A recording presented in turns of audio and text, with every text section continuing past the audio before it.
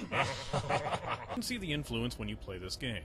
The game was tossed around to several publishers, including Namco Bandai, EA, and finally landing in the hands of Hanbitsoft before Flagship sank, and Hanbitsoft took over the rights. The current publisher of the game in the global market of North America and Europe is a company called T3 Entertainment, with the Korean servers being published by Play Rohan. I'll explain why that's such a big deal when I get into logging in. The story of Hellgate London, as you might have guessed, involves a portal to hell opening on Earth and destroying civilization. An opening cutscene explains that a group called the Templars tried to retaliate in 2020, but were ultimately defeated. Yet we're able to buy enough time for a large group of people to escape underground and prepare. You know, underground doesn't seem like the best place to hide from demons. In any case, it is now 2038, and it's your job to join a new force to fight back against the demons and take back the surface. Hellgate met with some seriously mixed reviews back when people had to pay for it, so let's take a look and see what the big deal was.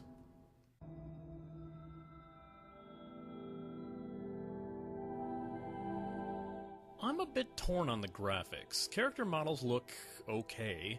They have a more realistic tone than some MMOs, but they just seem off. Textures, especially on the armor, seem to jump between high-res and low-res. I don't get it.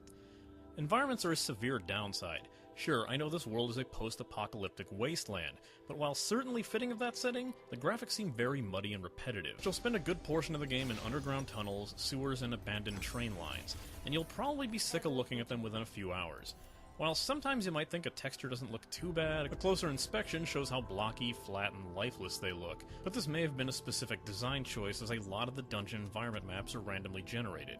Conversely, I love the monster designs in this game. They're creepy and disturbing, even if some do look a bit goofier than others. Flesh golems look generally grotesque, and once you start fighting spectrals, they look beyond unsettling when you see them up close. There's a bit of sprayed gore in the game, but nothing overly graphic. The art style is a real toss-up, but I can see people liking it. It's not pretty, but it is at the very least fitting.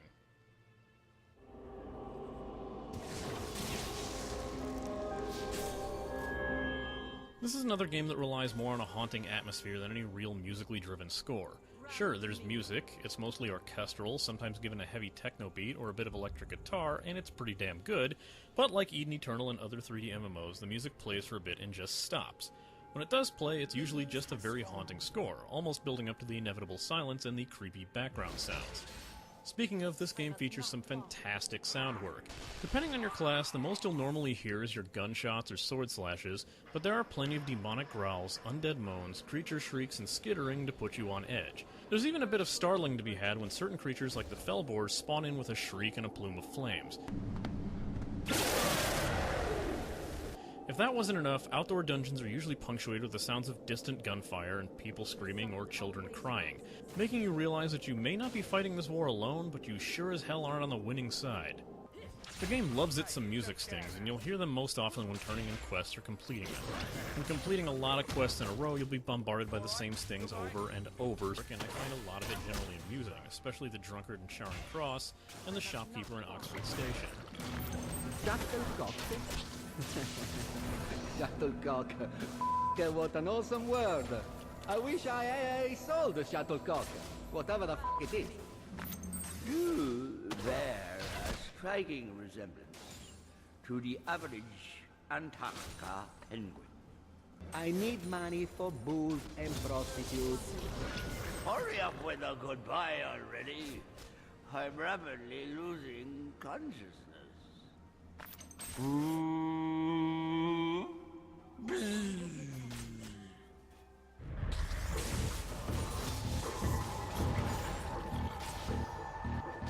When you log in, you'll notice a choice of servers, if you can call it that. It's a drop-down menu that reads T3 Fun with a choice of Play Rohan. Since I'll be linking to T3 Fun, as that's the one I'm playing on, just choose that one unless you did sign up for Play Rohan for some reason. Before character creation, you're prompted to add an additional pin, similar to the Goblin Pad from DFO, but without the stupid minigame, where you can choose 4 numbers you must enter every time you log in again and want to create a new character, delete an existing one, or even start playing as one of yours. It's added security, so once again, it's your call. Once in, you have the option to create 6 characters per account, which is pretty damn generous considering that's 1 slot for every class. While there are 6 classes to choose from, there are technically 3 class groups, with 2 classes in each. In fantasy MMO terms, these are the warriors, mages, and the, well, hunters, respectively. Templars are mostly melee and wield swords, with Guardians being all about defense and Blade Masters all about offense. Next, the Kabbalists are separated by straight spellcasting evokers, and the pet class summoners who wield demons. For those who want to play this game like a first-person shooter, give the hunters a shout, the marksman being all about the guns, and the engineer relying on robot support drones to aid them in combat. Character creation is limited to a choice of hairstyles, faces, accessories, and skin or hair color, as all your characters are human. There's a slider to adjust your character's overall bulk and height, though, giving a bit more customization than usual in these games. I do take issue with the only red hair option looking a lot more on the pink side in-game. I don't want to talk about why the character is better than me is wearing a helmet. Once you're set up, you can choose to opt out of training mode or not. It's pretty short and does quickly explain a lot about the game. Almost in an annoying manner, as you'll be bombarded with information windows and forced to follow commands before you're allowed to do so much as take a few steps forward. This game is pretty much a third-person or first-person shooter, and control plays into that. WASD moves you around while you steer and aim with the mouse. By default, the left mouse button fires the weapon in your left hand, and the right one your right hand. You can choose to place skills in one of these buttons and have both weapons fire from one button. For example, since my marksman used a two-handed rifle, I had the left button assigned to shoot and the right button assigned to my grenade skill. It works perfectly fine that way. To pick up loot that drops, press F while aiming at it, but know that Palladium, the in-game currency, will automatically be looted when you walk near it. Since this game controls like a first-person shooter, you might notice that the Warcraft-like action bar on the bottom seems kind of pointless. Well, it only partially is. If you want to use the mouse to look at something on the screen, you need to hold down the Alt key by default, which will bring up the mouse cursor. Only then you can do things like click on interface elements. Think of the action bar as a slot for hotkeys instead, which you can assign to recovery items, skills, or abilities, along with the ability to assign the same to the Q or E key for quicker access. Shift can be used in conjunction with walking forward to sprint for a short amount of time. The control key is usually auto-assigned to recovery items that you would need most at that time, like a poison healing item will appear if you get poisoned, or a health or power pack if you run low on HP or mana. Get used to the interface here, it's not like most MMOs. Similar to Diablo, your health is in the red globe on the left. The yellow bar around there is your shields. On right, the blue globe is your mana, called power in this game, and the green bar is what WoW vets would call rested XP. It depletes as you play, and the more full it is, the more experience you gain from kills. Logging off lets the bar replenish in time. There's an achievement system in place that occasionally grants you equipable traits to place on your character. A free account can only have 2 traits at a time, and completing the training course gives you one that boosts your damage slightly, and gives you the available title of Nerd. Thanks, assholes. You'll notice a dungeon system similar to Guild Wars, where you'll only see other players in towns, and once entering dungeons, you're on your own unless you bring someone along in a party. As I mentioned in the graphics section, the dungeons are slightly randomized, so the layout won't always be the same as you play. The look may be the same, but the entrance or street path you need to take might switch it up a bit. You can choose the dungeon difficulty in the town areas, which will grant better bonuses for higher difficulties. When in a dungeon, you'll notice a meter that encircles the mini-map, with a counter underneath it. Once the meter fills, or the counter reaches the target number, a mini-boss in the form of a messenger from hell will appear. You'll receive a warning message, and the mini-boss will spawn in the exact spot of the last enemy you killed. Each map is a certain type of messenger, usually just a large version of an enemy you've already come across, and each will have a ton of health and a few powers that will make them much harder to kill. Killing the messenger will grant you a ton of loot and items. There's an issue with this when you end up coming across a large group of enemies or the map's own boss monsters, and then your messenger spawns, making the fight much harder than it needs to be.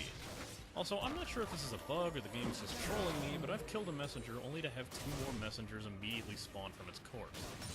The map system is kinda messed up. If you instinctually hit the M key, you'll notice a very non-helpful map appear. This map only lets you know what area leads to what area, but it does inform you what quests are available where, so it's at least worth that. If you want the kind of map you'd expect to see, you'd need to hit the Tab key to move the map to the center of the screen. If you can imagine, it's not the most ideal place for a map in a first-person shooter, but if there's nothing to fight, you can at least find your way around. Make sure to hit it twice as Tab cycles through the mini-map, center map, and no-map options. The maps may feature bonus areas in the form of passageways or hellgates. Although the latter are often tied in with quests, you may see one at random. These usually just contain bonus enemies or rooms full of treasure, and it's entirely up to you if you wish to clear them out. There are 2 types of quests in the game, regular and story. Regular quests are yellow exclamation marks and usually consist of an NPC asking you to retrieve items, kill enemies, or even just explore most of a dungeon. Story quests are what will further the game along, and avoiding them will leave you with nowhere to go after a while. The story quests are split into acts as well, and once you complete Act 2, well, I'll get into that when we get to the cash shop.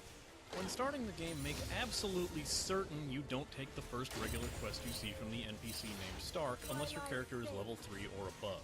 That quest is a bit of a teaser to let you know how powerful your class can become, and grants you a special temporary weapon and armor set to use for the stage, which you must be level 3 to equip. If you are level 2, you can equip the items and you will not stand a chance in there, just saving you some deaths. Speaking of death, the penalty in this game is kind of a slap on the wrist. You have a mere few seconds of a death penalty to deal with, and you can choose to res where you died for a small fee, start back at the closest station, or if you have a resurrection scroll, revive for no penalty at all. You get a few at the start of the game, the rest of the boss cash shop, with the exception of a daily quest that grants you 2 every day. You can exit a dungeon in 3 ways. First, by heading to the exit, second, by using your recall ability that is defaulted to the 0 key, and finally by using a personal recall device that will not only port you back to the nearest station, but create a return portal that will take you back to where you last used the device. It's perfect for offloading gear, making quick upgrades. The personal recalls drop quite often, or you can buy them in the in-game store. There's a small task that the game refers to as a mini-game that involves the 3 icons in the corner of your screen. For example, you may see a sun, a helmet, and a gun. Mouse over to see what you need to do.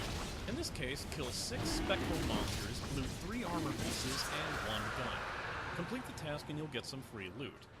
Make sure to check your in-game mail as you play. You can reach it by clicking the envelope icon over there. What, you don't see it? Right here. See? Very convenient.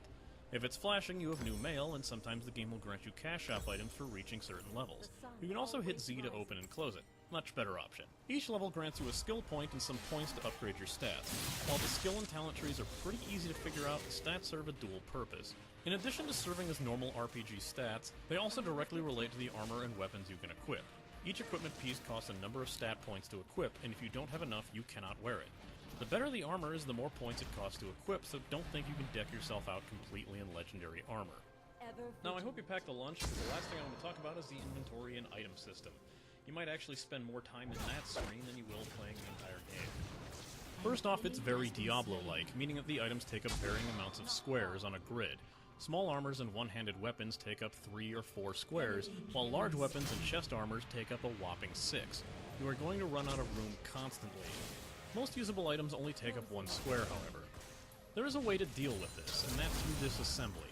When you hold right-click on a piece of gear, you'll pull up a selection wheel that will have a few options, and one of them is disassembly, represented by a screw. When selected, you'll see a confirmation prompt, and when confirmed, these items will break into small 1-square components. These components can be used to upgrade gear and assemble rare weapons. Do not be afraid to do this. You will soon notice that stuff is dropping constantly, and selling it to vendors isn't really a great money-making option. You will always need these materials. If you want to equip something you find, then 9 times out of 10 you're going to have to identify it.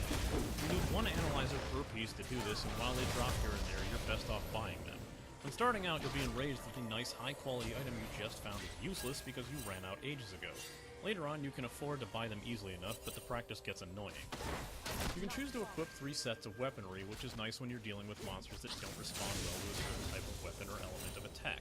Hit F1, F2, or F3 to switch between weapon sets. There are many ways to upgrade weapons, with the easiest being the item mods. Each have a certain category, like battery, ammo, fuel, and relic, and can be equipped by right-clicking on a weapon with an available slot. You may also dismantle mods for parts if you don't want them, or remove the mod from an already modded weapon at a special station, but there's a chance the mod will be destroyed in that process. Another upgrading process is the nano upgrades, but they cost a ton of materials to do, and there's a chance that you might not only fail, but downgrade the quality of the equipment itself. Succeed and you see a +1 next to the equipment with a good boost to its stats. It's really the only way you can make sure your tried and true favorite gun stays relevant at later levels. One final upgrade option is the augmenter that adds a random stat to your equipment, with the quality depending on how much you want to pay for it. This can range from something as simple as getting an extra stat boost, to being granted access to a skill you shouldn't have yet, provided you keep the piece equipped. You may only augment an equipment piece 3 times, and there's no way to remove them once you've done it. A major downside to upgrading your items in any way is that you may render the item unusable, as upgrades add to the stat cost.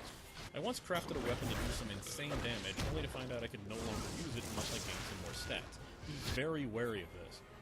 Overall, this game is pretty repetitive, and trudging through the spawning enemies can be fun, but the bland level design, simple combat, and overly complex inventory management makes it feel like a chore to play. This is a game you play in short bursts, or with friends. Definitely friends. Well, because...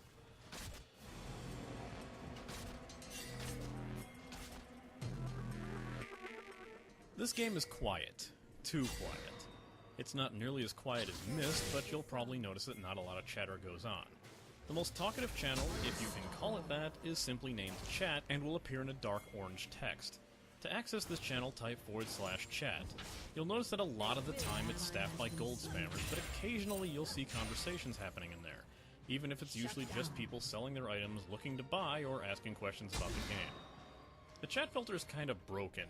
Not nearly as bad as Luna, but it's still questionable. The word ass is not only blocked, but it's removed from words like class, passageway, and assembly. Yet the game's NPCs themselves say and write the word shit, and shit is permissible. Yeah, that makes sense. I always thought there was some sort of curse hierarchy. Shit's broke, man. There's occasions that talking actually does break out, but I'm not sure what to make of it. The community is friendly enough. It's just, well... Okay, I'm gonna say it now. I've been putting it off for so many videos already. What is with the stipulations against World of Warcraft? Why does a mere mention of the game make so many people angry? I had to deal with someone flipping their shit and hurling weak insults at me just because I made a WoW comparison. I've seen similar shit happen in Lotro, Guild Wars, and I wanted to bring it up as far back as the intro episode. The game exists. Why is this so hard to accept? It was yet another case of an MMO player who thought they knew everything that made me include this. One of those helpful types who isn't really helping out of the kindness of their heart, but because they want to feel like they're important in some position of power. However, the minute you call them out on it, their mask peels and they become just as terrible as any other jerk. It's sad to see how many others actually fall for their kind of shit. This is the second MMO in a row that this kind of thing has happened in. I am not impressed by this. Can't these dipshits just calm the hell down for like half a second? The game is PvP arenas too, but I've never seen anyone actually playing in them. Like I said, this game is dead an awful lot. For the most part, you can go this MMO solo, because like Myst, it was designed single player with the ideal of being able to incorporate more people if you want. I hear there are bonuses to getting people into parties with you, and the dungeon difficulty scales to back that up, but I honestly see no need for it besides having people to keep you company. Even actively searching, I didn't once find a party to join. The one time someone actually did invite me, it was because they thought I was someone else and left the party immediately. If you want to play multiplayer, bring some people you know along.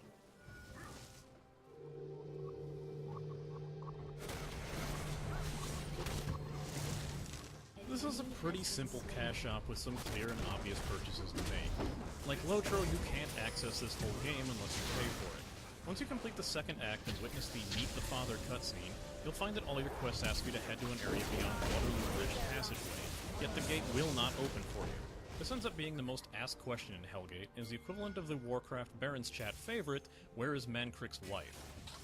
If you want to continue, you'll have to purchase the Act 3 ticket, which luckily comes pretty cheap at $4, aka 4,000 T-coins. You can also purchase the expansion Hellgate Tokyo for 2,000 T-coins. Really not bad for the content involved. If you like the game, you'll have to buy it, but at least they aren't making the purchase unreasonable. If you are that cheap, people seem to be buying tickets and selling them in the marketplace for roughly 500,000 palladium, so you can always grind the money for it instead. Buying one ticket will unlock access for all characters across your account. Other cash shop items are fairly typical. Experience boosters, stat buffing items, skill point resets. It's pretty much the norm. You can buy more resurrection scrolls, but they are given away for free in the amount of 2 every day if you bother to travel back to Grand. You'll notice pretty early on that you don't really get nearly as many skill points as you want to make any progress with your skill tree. You can actually buy skill points in this game, but they run $5 a pop. It seems a bit excessive to me, but if you have that kind of cash, enjoy that. Another cash shop item of note are bag expansions, but they don't add that much space, are only available as rentals, and the extra space is pretty easy to miss.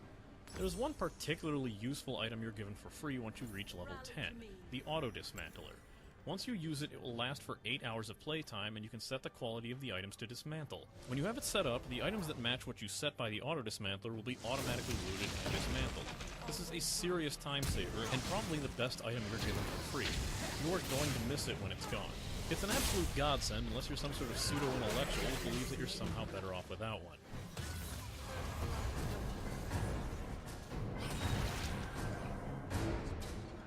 I had a lot of fun mowing down demons with Gatling guns, but I can't see myself continuing to play this. While it's an interesting departure from the standard MMO fare, it's not something I was able to play for a good period of time without getting bored or annoyed by it. I actually breathed a sigh of relief when I reached the part where I was unable to continue forward. Still, it's a pretty interesting game and worth checking out if you like Diablo or even Borderlands. Here's my final rating. If you're looking for a change of pace, this is the game to try. As far as I know, there aren't too many quest-based shooter MMOs, and it works fine as a game to play alone or with friends. Like Lotro, if you want to keep going in this game, you will have to pay for it, unless of course you're trying to get buy it in-game, but they could always end up stopping this feature. Luckily, most items, while rentals, come at a pretty cheap price. And Auto Dismantler is a major time and frustration saver, so anything you may want to drop cash on, it's that. As I said, you may spend more time futzing with the inventory system than actually playing the game, and if that's something that would get on your nerves, stay far away from this game. The levels and gameplay are pretty bland and repetitive, so be wary of that. The use of holding the Alt key to access mouse features is a bit of a necessary thing, but there's a lot more clunkiness to this interface that makes it more of a chore to play than it should be. These simple annoyances might keep you from wanting to play for more than an hour at a time. Stay tuned for next time, then I'll... You know what?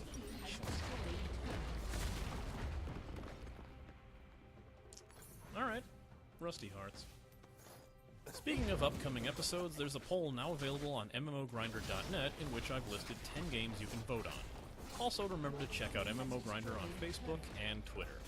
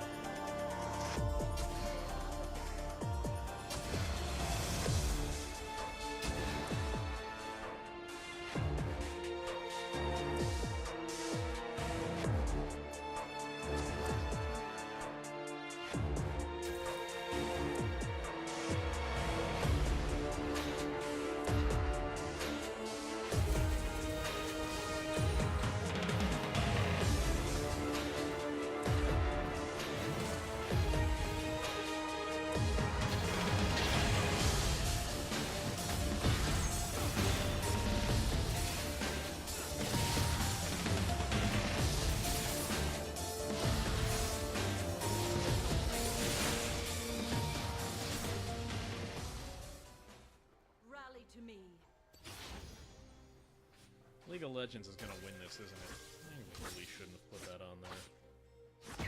Alright, you Grinder, and it's time to look at London. Waiting not deployment.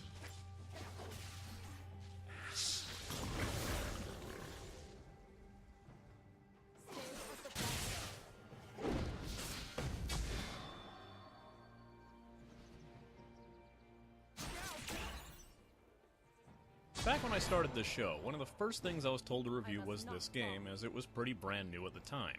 I warned people that I didn't do closed betas. When I posted the MapleStory review and asked for suggestions, people asked me to review this game. I told them I didn't do closed betas. When I reviewed Dungeon Fighter Online, people told me this game was out of closed beta. I told them I didn't want to review it until they released all the characters. While it seemed I was pulling excuse after excuse out of my ass, I really didn't want to look at the game until I felt it was a bit more complete.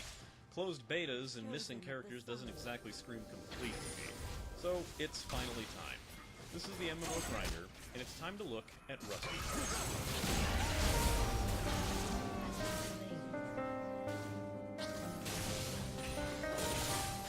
Developed by Stairway Games and released in the US in 2011 by Perfect World Entertainment, Rusty Hearts is a 3D action brawler with a similar structure to my previous game Diamond Fighter Online. The story of Rusty Hearts follows Franz Kruger, one of the playable characters, as he travels alongside a young witch apprentice named Angela to investigate the goings-on at Curtis Castle, where a man named Vlad is causing disturbances to the town. The game, unlike a lot of beat-em-ups, is actually very story-heavy, involving a lot of dialogue scenes and cutscenes to move it along. The story itself, regardless of what character you pick, seems to be told through the eyes of Franz, and most of the early dialogue scenes only involve Franz and Angela, with the characters Tood and Natasha not showing up until much later. But let's get to it.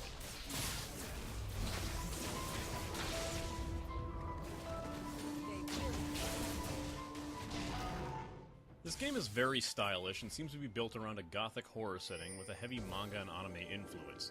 The graphics are by default done in a cel-shaded style similar to Eden Eternal, and the setting also reflects the gothic horror style as your characters fight their way through underground canals and dank wine cellars to ornate castles and churches. Not content in making the environments gorgeous, the people in this game are pretty much all pretty boys and busty women, many with a generous wholesome manner, unless you were meant to kill them. Of course, the monsters you were meant to kill have interesting, and occasionally disturbing, designs. Like most beat-em-ups and brawlers, you're going to be killing a lot of the same-looking enemy, but at the very least, they do differ in design, not just color. You're going to be seeing a lot of skeletons when starting out, and well throughout the game, though there is a bit more variety than there was in DFO. This game pretty much prefers you run it in widescreen. While it doesn't outright say that, it's made pretty obvious when you look at the character screen. If you're running it in a standard resolution, you'll notice that both Angela's and Natasha's name is cut off on the sides, and when you try to play in the same resolution, you'll notice that dungeons feel awfully cramped, and there'll be a lot of off-screen enemies taking cheap shots at you. This is why most of this footage is in widescreen instead of my usual 1280 by 1024. Please tell me I'm not the only person left on this planet with a square monitor. The game also totes that it's ready-made for NVIDIA's 3D gaming cards, and there's even a checkbox for it when you look at the graphic options. I'm not one to buy into the 3D fad, though, so I fail to see the point of this.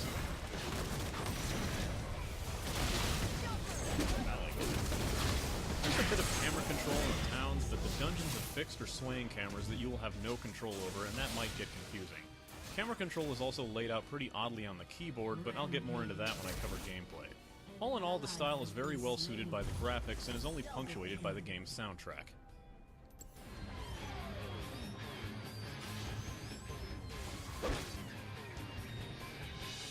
I love the music in this game, but man does this game want you to love its music. What I mean by that is that the game is loud. When playing alongside a few others and trying to communicate with them over Skype, I would always remark that the music was being picked up by my mic. And unfortunately, even moving the volume slider to anything higher than off still made the music overpowering, or loud enough to be heard over my mic. At default, you'll notice that most of the other sounds get drowned out by the music. I don't consider this too much of a problem because the music is amazing.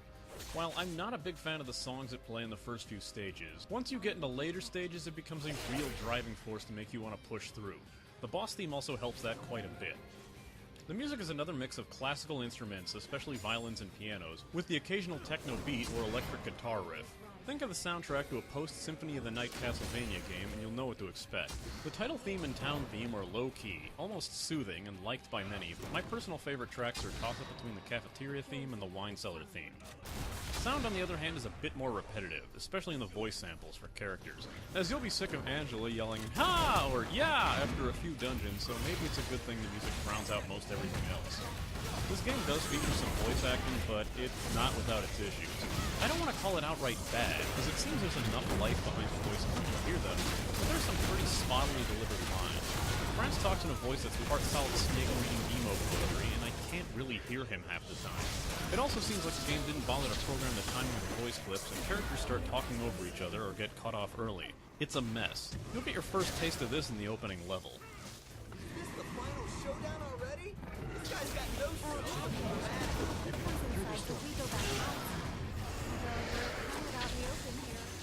No, it doesn't get any better.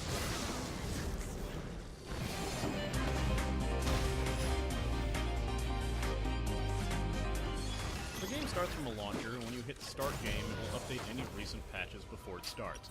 After that, you'll be shown a server choice alongside the quality of your connection speed. In my case, East Server was the best option. Now, this is important. When the game asks you to log in, do not hit Register. If for some reason you haven't registered an account at Perfect World yet, just do it from their site. Hit Enter once you finish typing. If you do hit the Register button, it will try to load a window in your browser, and half the time on my end, it really screwed the game up. After that, you'll see a server group, which since you already chose it when you started from the launcher, it'll be the only thing you can pick. Then you'll be taken to a channel group list, which you can change at your leisure. Now choose your character. Note I once again say character, as these are not classes. Each character has an actual name, background, and role in the story. From left to right, there's Franz Kruger, a vampire and swordsman whose main role is up-close melee combat and high defense. He's the guy you want to pick if you want to be surrounded by enemies while you lay down a beating. He wields a sword but can use a large axe at later levels. Next is Angela Straugant, a young witch who unsurprisingly wields magical spells. Her spells are where most of her attack power lies, and she doesn't take hits well. Her weapon is the magic sword, which is, well, a sword, and her later weapon option is a scythe. Third up is Tood McCloud, a maybe werewolf who uses up-close martial arts tactics. He's the speedy bruiser of the game, ideal for those who like fast physical damage. His weapons are identical in type, both being fist-based, but the gauntlets are faster than the secondary claw weapon. Finally, the recent addition I was waiting for before I bothered with reviewing this game, the gunslinger Natasha Porzenkova. A purely long-range speed fighter, Natasha uses some interesting systems, like an ammo counter and a set number of sentries and landmines. Her weapons consist of dual-wielded revolvers, and later on, the slow but powerful musket. While quite relevant to my interest, she does trigger my inner gun nut rage for this fact alone. That's a flintlock pistol, not a revolver. There's a little bit of a difference there. Plays Maximilian Roybos in Pistol Dungeon must be more realistic adaptations of flintlock pistols. Once you choose a character, you can only add a name your avatar will be identified by. You'll get tossed immediately into a training stage / cutscene that will give you the control basics. Use the arrow keys to move, press X to attack, Z to block, and C to grab and toss your opponent.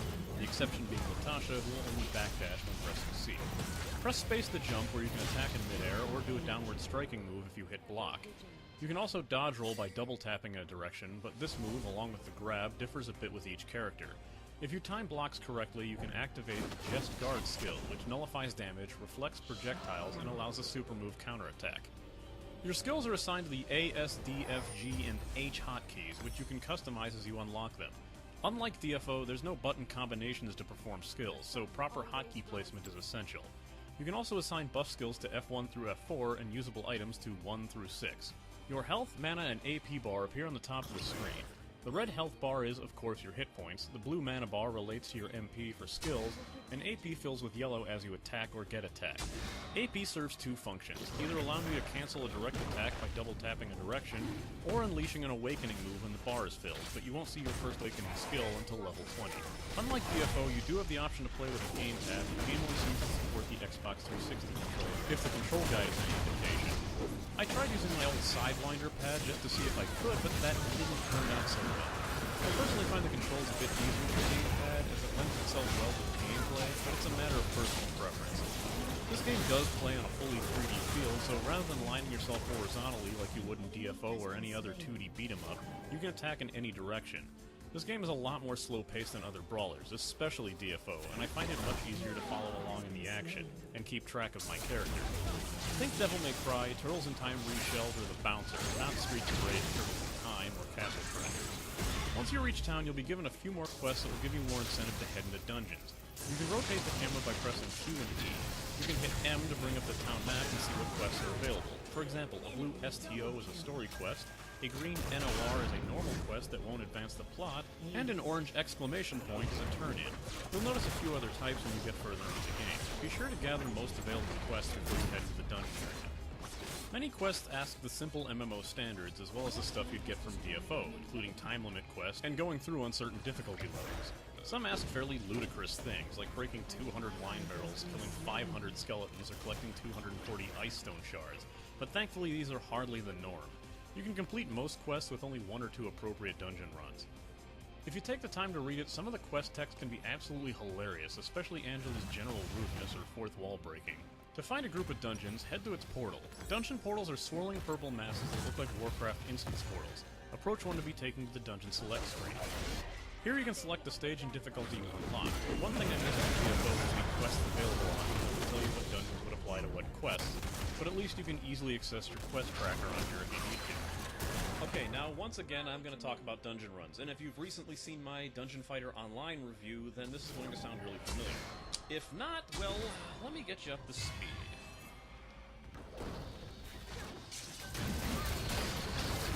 There, we're all done.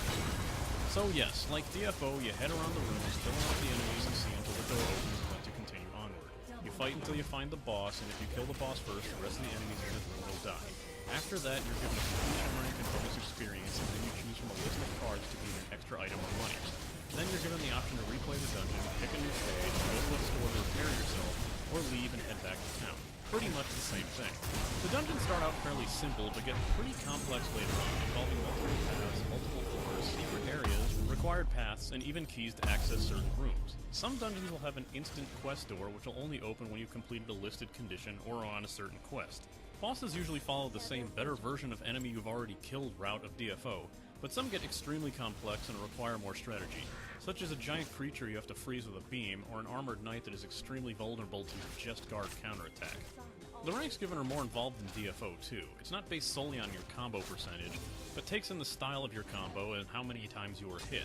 The triple S through F ranking system is still in place. When in the dungeon, some enemies drop rare cards, that include bronze, silver, and gold, and are randomly added to your card choices in the end.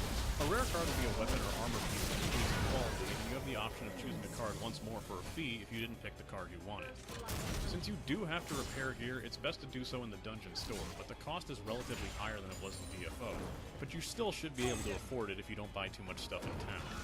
One major post-boss mission for DFO is the Otherworld, where a Reaver will randomly appear and transport you to a silent dimension where you'll have to fight a horde of enemies to escape. Completing this does grant you a few riddle boxes, which grant you random items to use. Later in the game, a character called Deathy will allow you guaranteed entrance into this dimension to exchange for all the rare cards you're currently holding. The loot and inventory system is similar to DFO with a few differences. You have separate slots for your item types, like equipment in one tab and potions in another, including an overall weight system. However, in this game, going over weight will only add a slowing debuff and not stop you from picking up items. Again, press the attack button or X by default to pick up an item, but thankfully this game does not prioritize loot over attacks. So if an enemy is in range and you're standing on an item, you will attack the enemy instead of looting the item. While weaponry is restricted by character, you can equip any type of armor